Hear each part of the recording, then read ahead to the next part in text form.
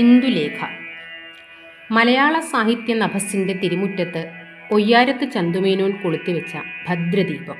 അതെ, ലക്ഷണയുക്തമായ ആദ്യ നോവൽ. വർഷം 1886-87. ഇതിവൃത്തം. ആധുനിക വിദ്യാഭ്യാസവും ലോകപരിചയവും ആർജിച്ച മാധവൻ്റെയും ഇന്ദുലേഖയുടെയും പ്രണയം.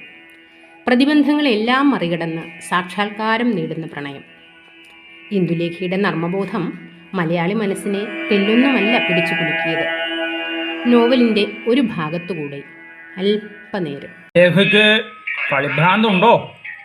എന്ത് ഭ്രാന്ത്? കളിഭ്രാന്ത്, കഥകളിഭ്രാന്ത്. എനിക്ക് ഒരു വകയായും ഭ്രാന്ത് ഇതുവരെ ഒന്നും ഉണ്ടായിട്ടില്ല. ആ, എനിക്ക് നല്ല ഭ്രാന്താണ്. കലശലാണ് ഭ്രാന്ത്. ശരി തന്നെ, സംശയമില്ല.